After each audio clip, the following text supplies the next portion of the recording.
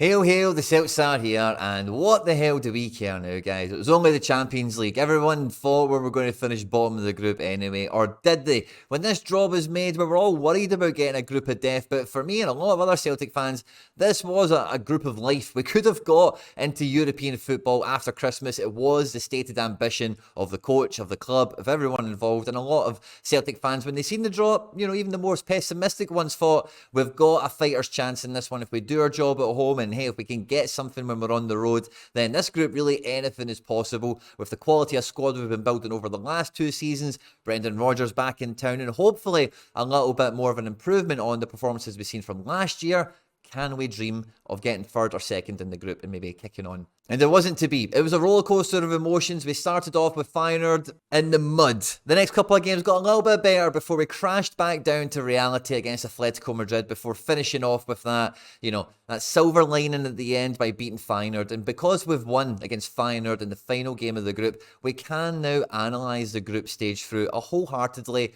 more positive lens because we have got a victory at home in the group stages, which was long overdue. And like I said earlier, when the group was made, you would have definitely expected we would have got at least 4 points at home like we did. Now, you might have expected the point might have came from Lazio rather than Atletico Madrid, but by the by. In the video today, we're going to be trying to critically analyse the group stage performances that we had. We're going to be avoiding referee, these contentious decisions, these things that you can't actually influence or improve upon or really blend into the planning of the squad, the club, the style of play, all that other kind of good stuff around it. Because now, any optimistic Celtic fan that I come across, we are hanging on to the last thread of hope that the club is going to take things a lot more seriously on the European stage with some of the quotes that came out of the latest AGM and the new reformatted Champions League campaign that we're going to be enjoying being a part of from next season onwards. So what do we need to do in January? The manager's talking about minimal additions but high quality. Where should they be? The Champions League group stage analysis is surely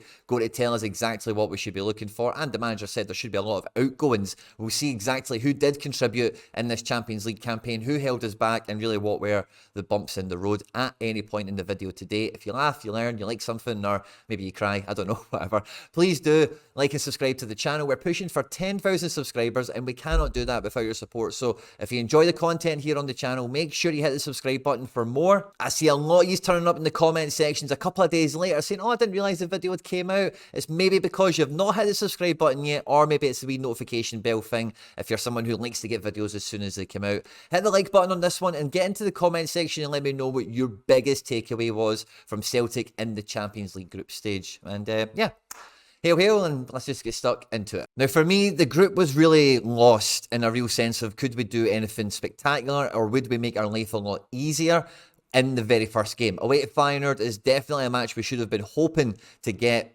anything better than a defeat out of. A draw would have sufficed. Ideally, a win would have really set the pace for the rest of the group, giving us a little bit more of a cushion coming into the final game. Had we beat Feyenoord on match day 1, we would have finished the group in third. Now, Lagerbielke isn't on this graphic here, and he was the red card before the Odenholm red card, of course, which was the real deciding factor in this match. And I do feel that, unfortunately, this game did really take the wind out of our sails, but there isn't really any negatives, unfortunately, to give the team, to give the manager in this game, because the extenuating circumstances are very significant in this one. 2 red cards, and I say I'm never mind going into the minutiae of the game and exactly these ones that went against us all the way through the match. It was a clear loss. Feyenoord definitely were buoyed by that. It gave them a bit more confidence going through the rest of the group stage. And as I start to analyse the teams, this is the starting 11 that played against Lazio. Nat Phillips coming in for the suspended Lagerbielke. Carter Vickers obviously still not in the picture yet.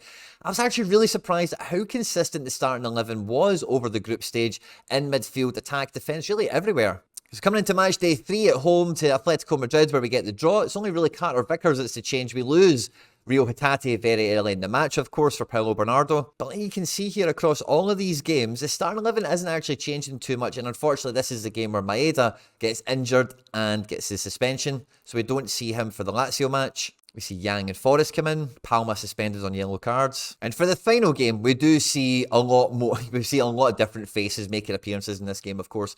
Welsh, Frame, Mikey Johnson getting a start, Iwata getting a start, and then all those kind of faces off the bench. We see there was a lot of different faces that participated in trying to fill a few different gaps in this Celtic team. And one thing, if you've been watching Celtic, we will all have noticed is domestically and in Europe, we don't, without Hatate, it seems, without Hatate almost exclusively, if we have him in the team, this problem doesn't seem to be as apparent. So if we've only got one guy in the team, that's still not good enough. For a team like Celtic, we really should have someone else that can carry that burden as well. We're a dominant domestic team and we really should be acting like it when it comes to how we build the squad, etc. So without Rio Hatate, it really does feel like we've had a real lack of cohesion, going from, defence and midfield zones into attack and creating a lot of free scoring opportunities and seeing a lot of the attacking players laying each other on. Matt O'Reilly has been a shining light all the way through this Champions League campaign. He has really stepped up, along with Liam Scales, in my opinion,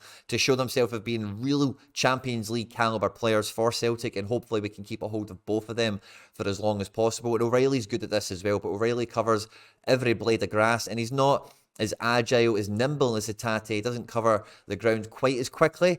So it's just a different dynamic you get with him. You need that balance that we've missed with Hatate being out to, take a man out the game, invade some space, cause an overload in a tight area, and still be able to play the pass, make the run, take the shot, whatever it is. Now, the Feyenoord game, the first one, obviously we only go down to 9 men, but we only get 3 shots on target in that game. Lazio, the game that we all feel was really the dropped points. If we'd beat Lazio at home, it might have actually, arrested the drop points that we had in Feyenoord. We only get 4 shots on target in that game at home.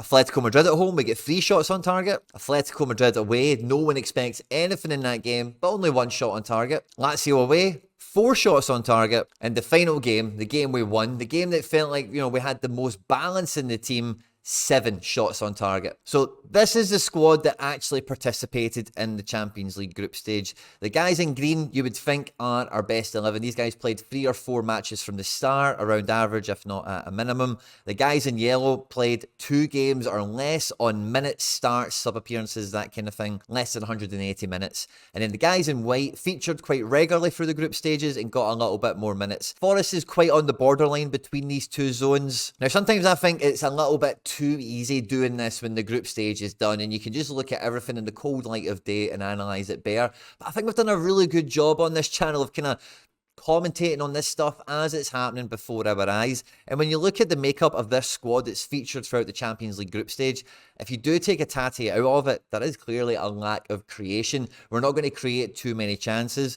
Palma, of course, has come into the team and has shown a real ability to, deliver a dangerous ball, to take a very dangerous set piece, direct or indirect. And he by himself gives you routes to go from those set situations. But for open play and for the style of team that we are and we aspire to be, and what I mean by that when I say this right now is I see Celtic fans this year talk about Copenhagen. I've seen them all talking about Bruges last season. We always compare ourselves against other teams around Europe, okay? But those 2 teams in particular, Bruges and Copenhagen, they know how to invade space on transition and be clinical in taking their chances. And unfortunately, Palma doesn't fit that picture. Coupling that with a midfield of Callum McGregor, who at Champions League level, really, he's just not that level in this position. I think like we've seen, when Iwata was on the pitch and stuff like that, and a few other positions, when he is further forward, I just think he's so experienced, he's so cool, calm and collected, and he knows the right pass that we want to see McGregor in the big games further up the pitch. So I don't feel that the midfield really done the team much justice in terms of helping us create more chances in the games where we did perform, where we did actually look the better team and we could have, should have got something if it wasn't for the refereeing decisions. Now, Forrest and Yang obviously participated on both wings throughout this group stage, and the unfortunate situation with Dyson towards the end really did just put the cherry on top of the cake for the breakdown in attacking cohesion, let's say, because there's so many different faces and different players coming in to key roles in this team in key matches, domestically as well as in the Champions League, sandwiched in and around all this with the way the fixture congestion has went, that we've not been all singing, all dancing, all on the same hymn sheet. Everyone knows the route to go. Everyone knows the style of play, whose job it is to track back and do all the dirty work and all the rest of it. Special mention, by the way, to Alistair Johnson, who, along with Liam Scales, were the 2 only players to complete all 90 minutes. And I do feel between both of them, they never really let us down. And across all these very difficult game circumstances, performed pretty well. Scales, of course, I'm way more impressed with. Now, in an ideal situation, if we had all of our players fully fit and available for all 6 matches, I'm quite confident we could go and get 7 or 8 points in this group if we had our time over again. But sadly, this is a spilled milk situation. There's just no going back. The genie is out of the bottle. But what can we learn and what can we take from this when the club comes into the January transfer window or when we're preparing for European football again next season? Now, if we look at the actual tactics board here of the Champions League squad as it was presented on the pitch, the guys that made an appearance, the guys that contributed to the good, the bad, the ugly, and everything in between, it's clear that at fullback, Greg Taylor, again, is not a Champions League fullback. So as much as like Iwata is still a bit of an unknown entity at Champions League level, which is very unfortunate, considering how long us on the channel and a lot of other Celtic fans have been championing him to try and get some of that balance into midfield with him being a much more natural 6. And I don't think we've seen anything in this Champions League campaign that would definitely tell us that Iwata can do that job there. So the jury's still kind of out on that, but we definitely need someone that can allow McGregor to be Champions League level midfielder, and he's not going to do that as a standalone number 6 in this midfield shape. And the same goes for Greg Taylor. If we're not playing the whole inverted fullback system and really committing to that style of play, which would also help McGregor out as a 6, by the way, if we did that, then Taylor isn't going to be effective for us in the Champions League. It's just there for all to see at this point. Now, I do have a lot of problems with, not Palma specifically, but that is the solution. That was the solution to replacing Jota in the summer transfer window to give us a Champions League level attacking option. So it's not so him so much specifically, but what that representation is of the transfer policy to the solution. I still feel that we need that. So if we're adding in another cold-hearted demon of a defensive midfielder or physical box-to-box midfielder that can do the defensive dirty work at Champions League level, brilliant. An extra attacking outlet, fantastic. An extra left back, fantastic.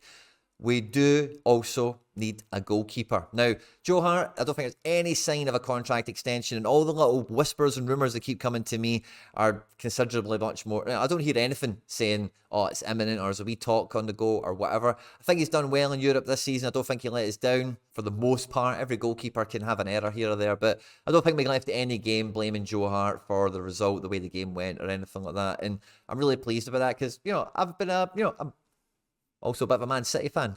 I like Joe Hart, he's been a good player over his career, and I've been really pleased to see him at Celtic for the most part. And the sooner we fix that problem, the better, because that is a key position that will make the biggest difference to this team. Even the standing starting 11 that we have out there, with a different goalkeeper that has a few more of these more modern attributes that can bring more out of the defence and ultimately the midfield that we've got, because what these goalkeepers are able to do much better is play the ball into McGregor, play the ball into Hatate or Bernardo or O'Reilly or whoever it might be. Because when you're playing with these goalkeepers and you're absorbing a bit of a press, Hibs are going to come onto your Rangers or you're in Europe or whatever, Joe Hart can't really play that pass, and I know people watch Celtic and go, oh, Joe Hart can pass, but Joe Hart can do this pass, and Joe Hart can do that pass, and Joe Hart can maybe do that pass. Sometimes it can go out here to a winger. They can do that. But playing into this zone here, which is the position of maximum opportunity, but it's also the riskiest place to play it, is not his forte, is not his specialty. And that's where, we miss a link potentially where we could get the ball into this zone, McGregor's first pass, rather than it going Hart, Scales, McGregor, Taylor, Scales, McGregor. We could just go Hart, McGregor. McGregor can go Taylor, and then straight away we can be on the front foot and moving out the half if that's what the players decide at that point of the match, depending on the phase of play. But we don't really get that option until we've played 1 or 2 passes before we can find McGregor in that centre defensive midfield position or whoever else will end up playing there. And yeah, an extra pass is good for control, but sometimes you need to move quickly. You need to move the ball very quickly to catch a team out that's very well organised. You need to get the ball into the correct areas before they can organise or as they're organising and try and catch somebody from a blind spot or a runner not being tracked. Or you can use your individual quality much more effectively in those situations where people are in two minds. Where am I going? Where am I covering? Where's the ball? Where's my man? Where'd that guy come from? Where am I meant to be? All that stuff. So I think overall we can just about keep our chin off of our chest after this Champions League group stage because we got that home result at the end. And, you know, overall, I think every individual match, we did have a bit of spirit in it. We did have a go outside of Atletico Madrid away. We never got our asses handed to us, which is always, I suppose, kind of good in modern history.